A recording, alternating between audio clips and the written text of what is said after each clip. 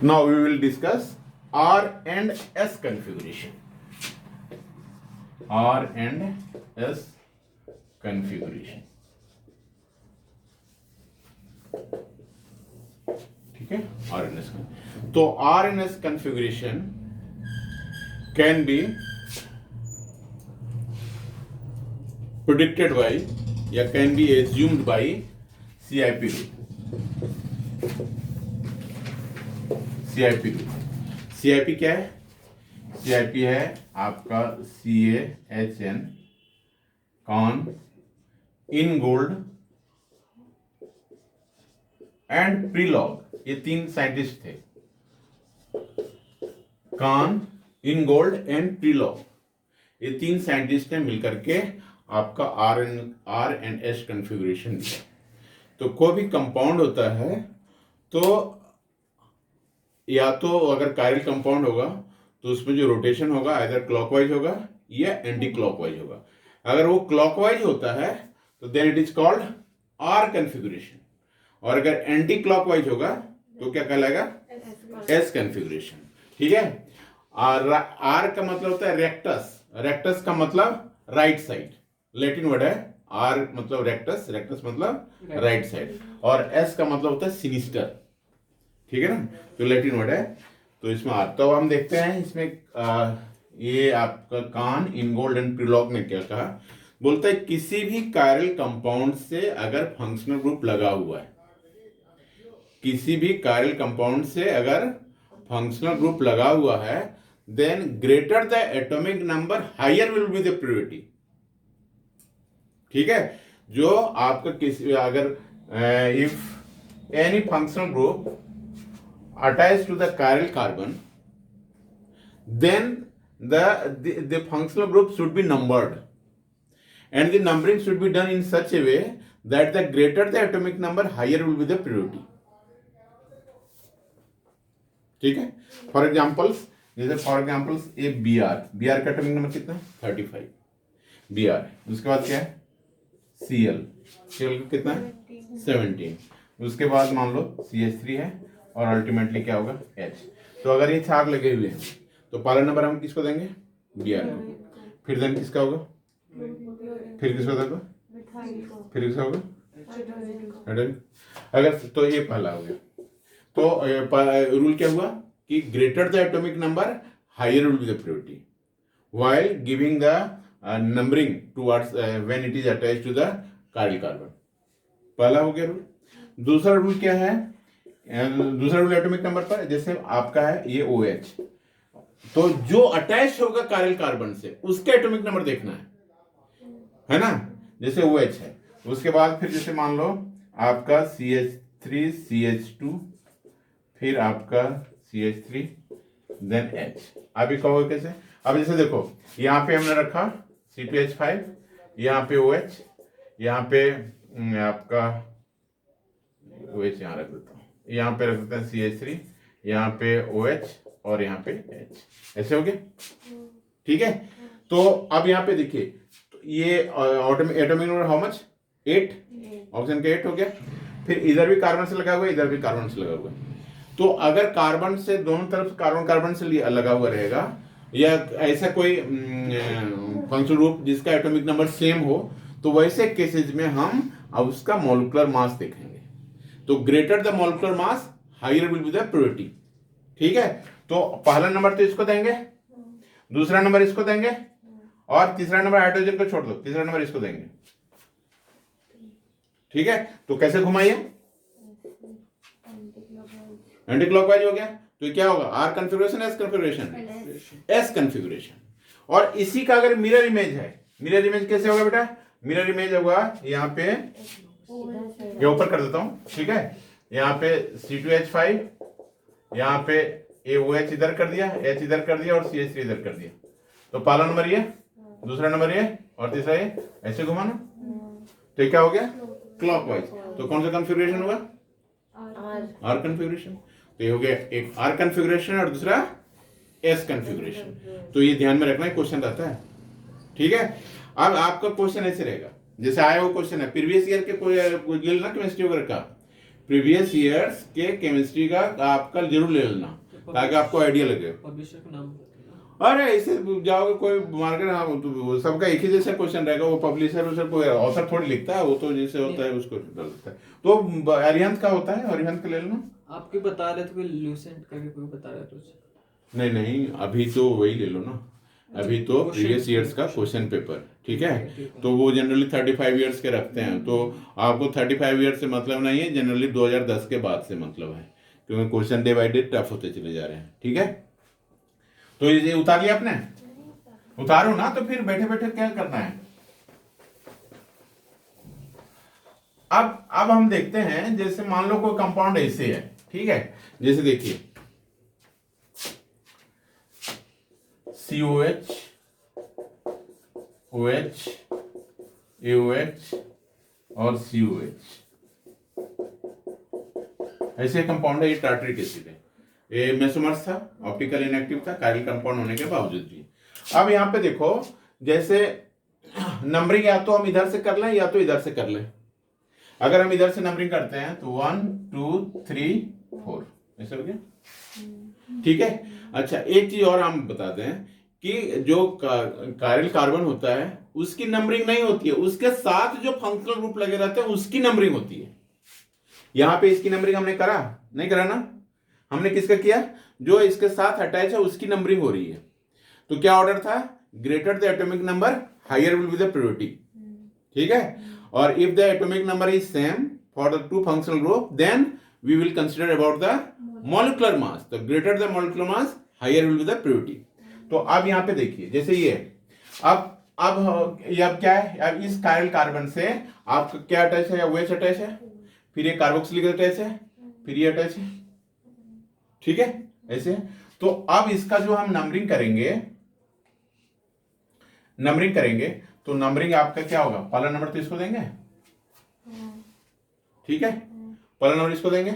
अब यहां पे देखो ये कार्बोक्सिलिक एसिड है, ये सी है, और ये इतना पर पूरा पर लगा हुआ है ये, तो इस कायरल कार्बन से कौन लगा हुआ, ये लगा हुआ है, इधर से ये भी लगा हुआ है, दोनों कार्बन कार्बन है, तो किसको दूसरा नंबर दें, इसका मॉलिक्यूलर मास ज्यादा हो, किसका ज्यादा है, नीचे वाला ज्यादा है, क्योंकि इसमें बहुत सारे ग्रुप, तो दूसरा नंबर हो गया, ठीक है। तो दूसरा नंबर ये हो गया, तो आप फिर तीसरा नंबर ऐसे जाएगा, हाइड्रोजन को तो छोड़ ही दो, हाइड्रोजन का नंबरिंग नहीं होता, ठीक है, उसका एटॉमिक नंबर 1 है, तो तीसरा नंबर कहां जाएगा, ऐसे जाएगा।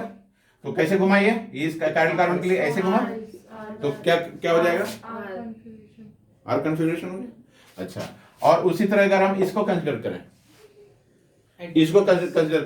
तो पहला नंबर किसको करेंगे, इसको देंगे, दूसरा किसको दें, ऊपर वाले को देंगे, क्योंकि पूरे पर है 2, और तीसरा फिर ऐसे जाएगा, तो कैसे घुमा, एस कन्फिगरेशन हो गया, तो आर एन एस कन्फिगरेशन हुआ। अब आपका कैसे रहेगा आंसर बता देता हूं कैसे रहेगा, क्वेश्चन दे दिया ये आपका रहेगा कि आंसर विल बी, जैसे यहाँ पे है फर्स्ट ए में आपका 2s 3s, बी में हो गया 2r 3s, सी में 3r 2s, और डी में आपका 3s 3r।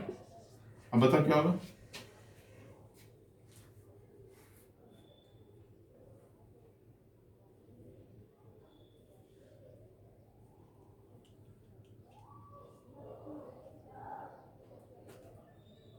जल्दी बोलो, चल कहाँ है?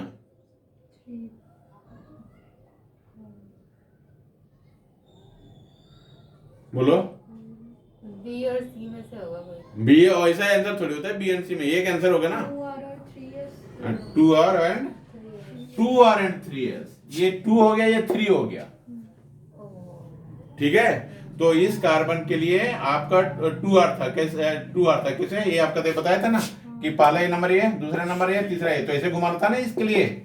तो ये अगर क्लॉकवाइज घुमाता तो क्या होता है, आर फॉर्म होता है ना। और ये क्या था, ये पहला नंबर इसको, दूसरा नंबर इसको, और तीसरे पर ऐसे, तो क्या हो गया, ऐसे घूम गया ना, तो क्या हो गया, तो ये 2r एंड 3s ऐसे। तो इस तरह से क्वेश्चन बहुत आते हैं, ठीक है, समझ में आया, RNS configuration.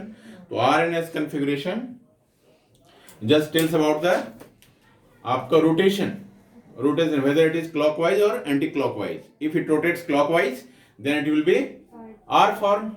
If it rotates anti-clockwise, then it will be S form. ठीक है? So during the naming of the functional group, the higher the atomic number, greater will be the priority. First rule है था.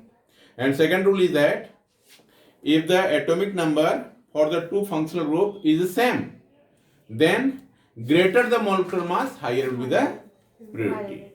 ये दो है. और उसके बाद फिर आप कैसे लिखना, ये एक दो एग्जाम्पल आपको देती हूँ.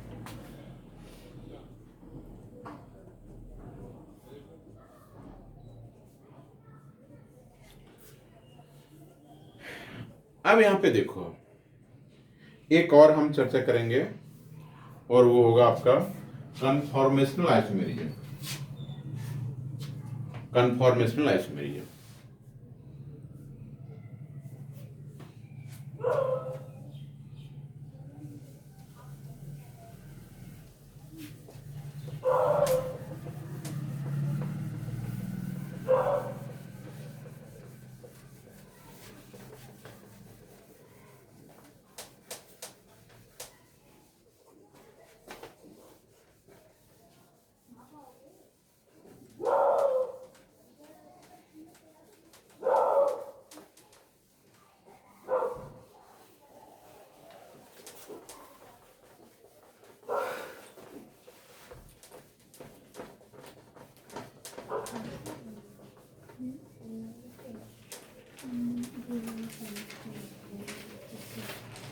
देखिए, ये हेडिंग डालो आपका conformational isomerism.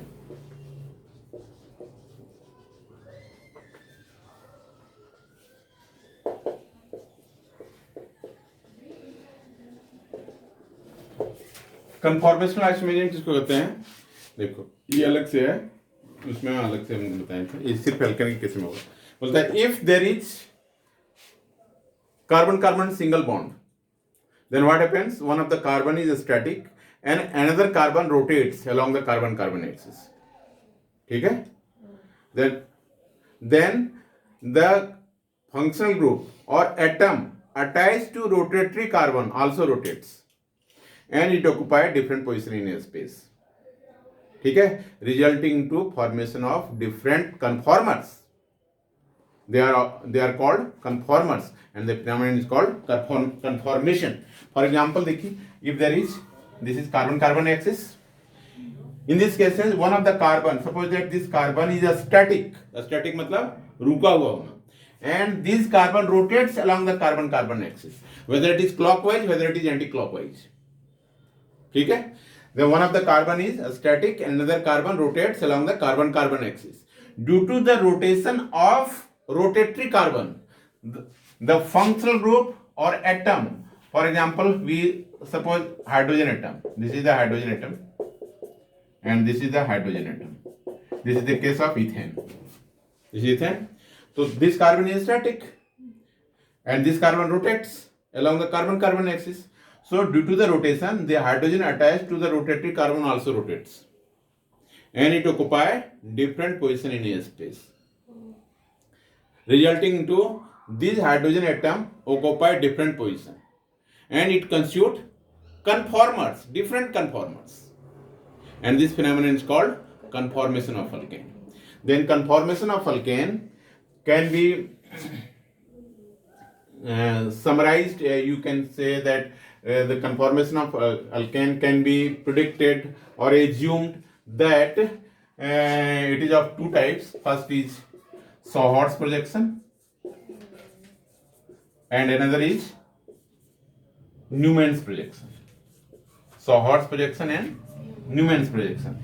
In Sawhorst projection, both carbon is seen at the same time and the carbon carbon axis is slightly tilted.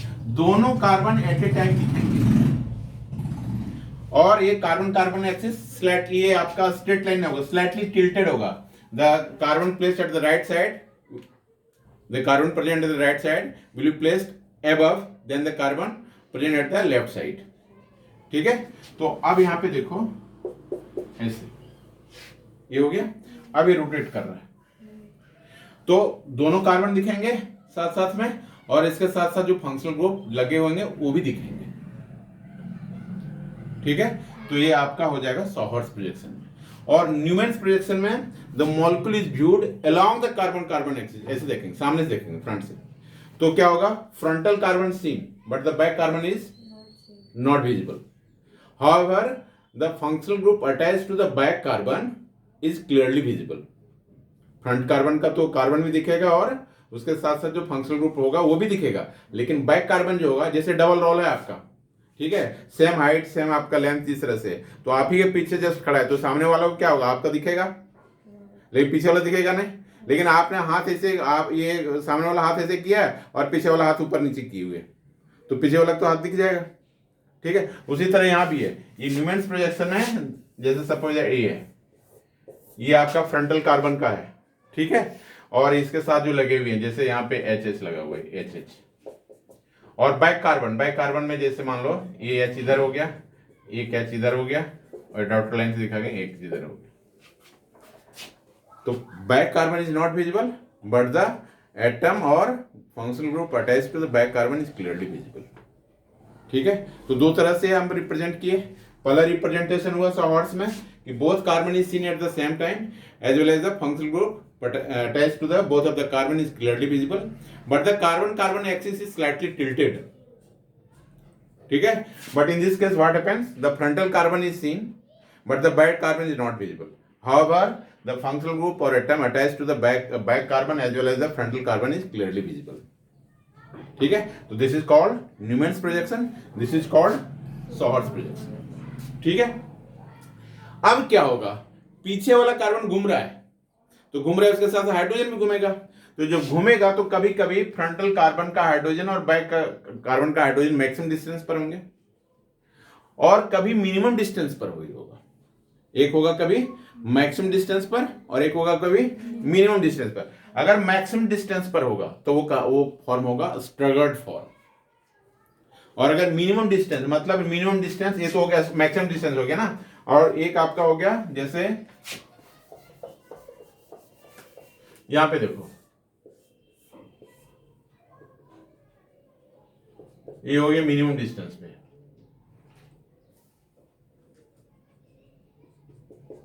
एक के ऊपर एक ऐसे। ठीक है, तो ये मिनिमम डिस्टेंस पर हुआ, तो ये होगा इक्लिप्स फॉर्म। एक हो जाएगा स्ट्रगर्ड फॉर्म, दूसरा इक्लिप्स फॉर्म, है ना, और एक neither very far away nor very close, then it will be called gauche. ये स्ट्रगर्ड है, staggered form, and this is eclipsed form, eclipsed form, and neither very far away nor very close, तो जैसे बीच बीच का ऐसे।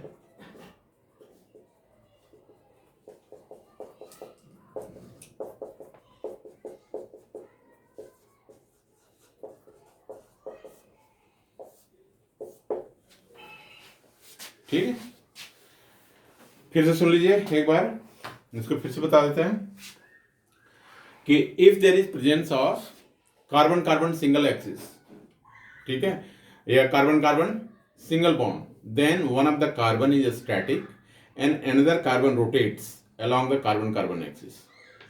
Due to the rotation, the functional group or atom attached to rotatory carbon also rotate, and it occupies different position in a space. As a result, different conformers are formed, and this phenomenon is called conformation of alkane. This conformation of alkane can be represented by Sahort's projection as well as Newman's projection. In Sahort's projection, both carbon is seen at the same time, but the carbon-carbon axis is slightly tilted. And another point is that the functional group or atom attached to both of the carbon is clearly visible. ठीक है? But in Newman's projection, the frontal carbon is seen, but the back carbon is not visible. However, the functional group or atom attached to both of the carbon is clearly visible. So this is Newman's projection.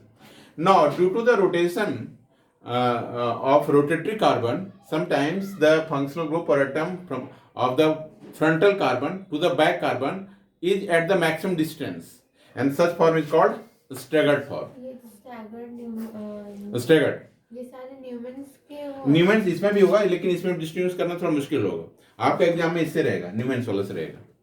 ठीक है, तो न्यूमेंस projection में क्या होगा, frontal carbon का और back carbon का जो होगा फंक्शनल ग्रुप और एटम मैक्सिमम डिस्टेंस पर होंगे, तो वो आपका क्या होगा, स्टैगर्ड फॉर्म होगा।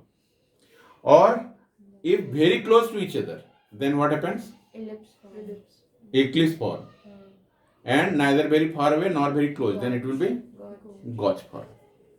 ठीक है, अच्छा, अब एनर्जी से रिलेटेड हम बात करते हैं। स्टैगर्ड फॉर्म और इक्लिप्स फॉर्म, स्टैगर्ड फॉर्म और इक्लिप्स फॉर्म। स्टैगर्ड फॉर्म की स्टेबिलिटी ज्यादा है और इक्लिप्स फॉर्म का रिएक्टिविटी ज्यादा है। अब रिएक्टिविटी ज्यादा है, ठीक है, this is more stable, this is list stable, less stable. अब ये बताइए कि एनर्जी ज्यादा किसकी होगी और एनर्जी कम किसकी होगी, कम किसकी होगी और ज्यादा किसकी होगी, बता सकते हैं?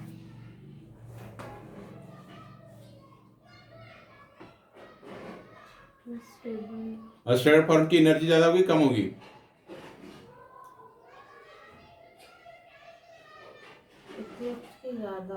इक्लिप्स की ज्यादा होगी और स्टैगर्ड का कम होगा। देखो सीधा सीधा एक ही आपका प्रिंसिपल है थर्मोडायनेमिक्स का कि जिसकी एनर्जी ज्यादा होगी उसकी स्टेबिलिटी कम होती है।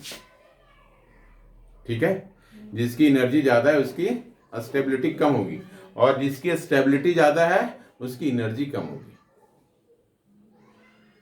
आदमी अगर धरती पर खड़ा है, पोटेंशियल एनर्जी क्या हो गया, जीरो, और यही आदमी ऊपर कर दिया, छत पर खड़ा कर दिया, तो पोटेंशियल एनर्जी बढ़ जाएगी ना। तो एनर्जी बढ़ेगी तो क्या होगा, ऊपर से गिरेगा, लुढ़केगा भी ना, अनस्टेबल है ना। तो आपका क्या है कि जिसकी एनर्जी ज्यादा उसकी स्टेबिलिटी कम और जिसकी स्टेबिलिटी ज्यादा उसकी एनर्जी कम। तो स्टैगर्ड फॉर्म की energy always less than Eclipse form and staggered form is more stable then that of Eclipse form. Order of stability अगर बात करें तो सबसे ज्यादा जो स्टेबल होगा वो स्टैगर्ड फॉर्म होगा और सबसे लिस्ट स्टेबल होगा इक्लिप्स फॉर्म। और ऑर्डर ऑफ रिएक्टिविटी की बात करें तो सबसे ज्यादा रिएक्टिव कौन होगा, इक्लिप्स फॉर्म, और सबसे ज्यादा लेस रिएक्टिव कौन होगा, स्टैगर्ड फॉर्म। तो दोनों आपका ऑर्डर लिख लो, एक रिएक्टिविटी का भी और दूसरा स्टेबिलिटी का भी। ठीक है, तो ये